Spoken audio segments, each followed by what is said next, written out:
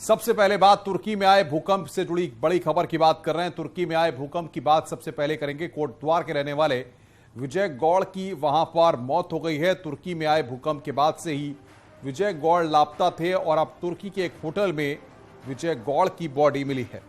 विजय का चेहरा पूरी तरह से खराब हो गया है और हाथ में बने टैटू से विजय की पहचान हुई है, जिसके बाद आज ही एम्बेसी की तरफ से विजय के परिवार को फोन आया और अब शव को इस्तांबुल के जरिए भारत लाया जाएगा।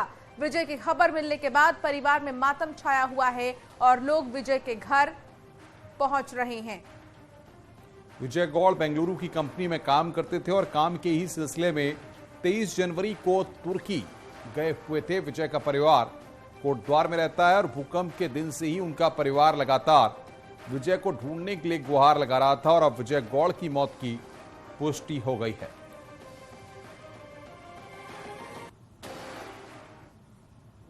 आ गई रिपोर्ट कि उन्होंने फेस तो बोला सही नहीं है, दिखाने के उसमें नहीं है। तो उन्होंने पूछा कि पहचान क्या है, तो हाथ में लेफ्ट हैंड में टैटू वगैरह था ओम का, तो यही यहाँ से बताया तो उससे कंफर्म हुआ है। तो अभी उन्होंने बॉडी रिलीज़ करने के लिए बोला है शाम को कि यहाँ से निकलेगी तो बाय रोड भेजेंगे वो लोग। 2 से 3 दिन का समय लग सकता है। इस्तांबुल भेजेंगे वो बाय रोड, फिर वहाँ से बाय एयर आएंगे। हरिद्वार के भाद्राबाद क्षेत्र में बारात चढ़ने के दौरान दर्दनाक हादसा हो गया। यहां शादी में नाच रहे बारातियों को बेकाबू स्कॉर्पियो ने रौंद डाला, जिसमें एक बैंड कलाकार की मौके पर मौत हो गई जबकि 31 लोग घायल हो गए हैं। घटना भाद्राबाद धनोरी रोड की है। हादसे के बाद गुस्साई भीड़ ने नशे में धुत स्कॉर्पियो के ड्राइवर को पकड़कर पीट डाला और पुलिस को सौंप दिया।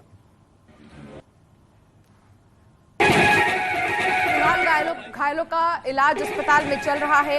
घायलों में कुछ लोगों की हालत गंभीर बताई जा रही है। हादसे का एक वीडियो भी सामने आया है जिसमें स्कॉर्पियो कई लोगों को रौंदती हुई नजर आ रही है। जैसे उनके पास गए, हम ब्रेक मारे, हमने ब्रेक तो मारे नहीं आपने? नहीं, ब्रेक मारे हमने। ब्रेक मारने पे वो जो बुराती थे वो कहने लगे, मतलब बोलती हैं कोई किस तरह का, तो ब्रेक से पैर झपट के उस पर चला गया डैश पे। अच्छा, इस तरह हुआ वो। काफ़ी लोग उसमें घायल हुए थे। उन लोगों को जो डिफरेंट हॉस्पिटल्स हैं उसमें एडमिट कराया गया और मैक्सिमम लोगों थोड़े बहुत इंजर्ड थे, उनका फर्स्ट एड करके उनको छोड़ दिया गया था। 2 लोगों की स्थिति बहुत ज़्यादा सीरियस थी, तो उनमें से एक को एम्स में रेफर कर दिया गया। और देहरादून से बड़ी खबर है। उत्तराखंड एसटीएफ ने क्रिप्टो करेंसी की धोखाधड़ी करने वालों पर बड़ा एक्शन लिया है और 10 करोड़ की धोखाधड़ी करने वाले आरोपी को गिरफ्तार किया गया है। एसटीएफ ने बेंगलुरु से क्रिप्टो करेंसी धोखाधड़ी गिरोह के सरगना महमीद शरीफ को गिरफ्तार किया है। इस गैंग पर 10 करोड़ की धोखाधड़ी का आरोप है। आरोपी के पास से 11 क्रेडिट कार्ड और अन्य सामान भी बरामद हुआ है।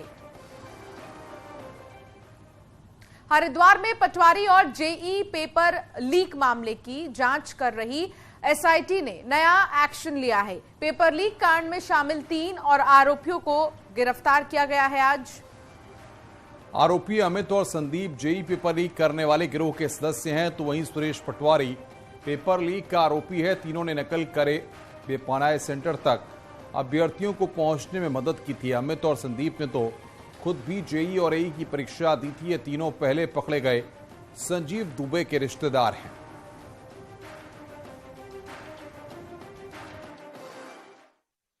वो परीक्षा प्रकरण में एसआईटी द्वारा विवेचना की जा रही, जिसमें एई परीक्षा में जो है 2 लोग की गिरफ्तारी की गई, जो संदीप और अमित नाम के 2 लोग हैं और जो गागलगढ़ी सहारनपुर के रहने वाले हैं। ये जो संजीव दुबे जो इसमें मेन मास्टर माइंड था इस परीक्षा में, पटवारी में भी इसको जिसकी गिरफ्तारी हुई थी, ये उसके रिश्तेदार हैं और साथ ही साथ इन्होंने परीक्षा भी दी साथ में। और कुछ इनके लोग थे जो 2 स्थानों पर, हसनपुर जगह है सहारनपुर में, वहाँ पर परीक्षा दिलवाई थी। साथ ही साथ भारत माता मंदिर के पास एक धर्मशाला है जहाँ पर भी कुछ छात्र इकट्ठा हुए थे।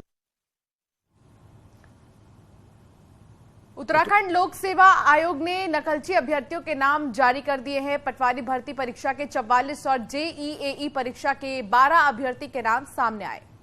इनमें से ज्यादातर अभ्यर्थी हरिद्वार जिले के हैं। अगले कुछ सालों के लिए अभ्यर्थियों पर प्रतिबंध लगाया जा सकता है। पटवारी भर्ती परीक्षा में नकल की थी और अब ये पूरी लिस्ट आयोग ने जारी कर दी है।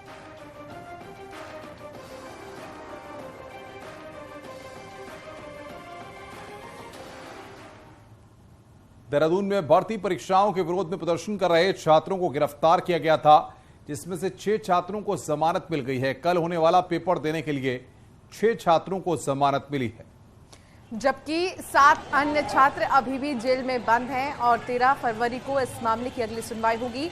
देहरादून में प्रदर्शन के दौरान छात्रों पर लाठीचार्ज हुआ था तो पुलिस पर भी पथराव हुआ था, जिसके बाद केस दर्ज किया गया था और गिरफ्तारी हुई थी।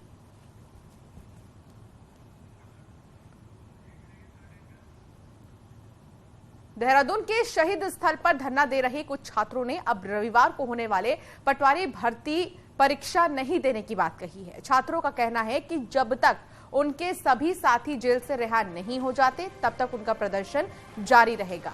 छात्रों का यह भी कहना है कि साथी छात्रों की रिहाई के बाद आगे की रणनीति बनाई जाएगी, लेकिन जब तक साथियों की रिहाई नहीं होती तब तक आंदोलन जारी रहेगा।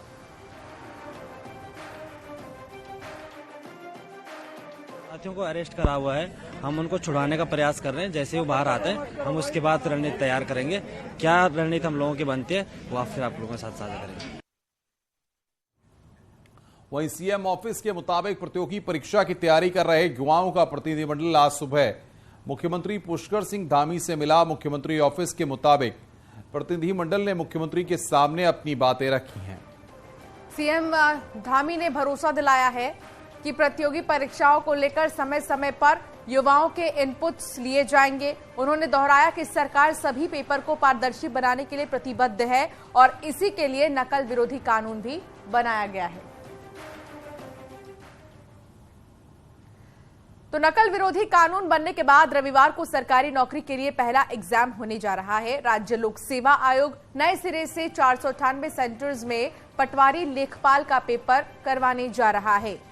कड़ी सुरक्षा के बीच होने जा रहे एग्जाम में इस बार पुलिस के साथ साथ एलआईयू भी नजर रखेगी। कल होने वाले पेपर के लिए 1,58,210 कैंडिडेट रजिस्टर्ड हैं। वहीं पिछले पेपर में ब्लैकलिस्टेड हुए 44 कैंडिडेट को भी पेपर देने की छूट दी गई है, लेकिन उन्हें 15 दिन में कारण बताओ नोटिस का जवाब भी देना है।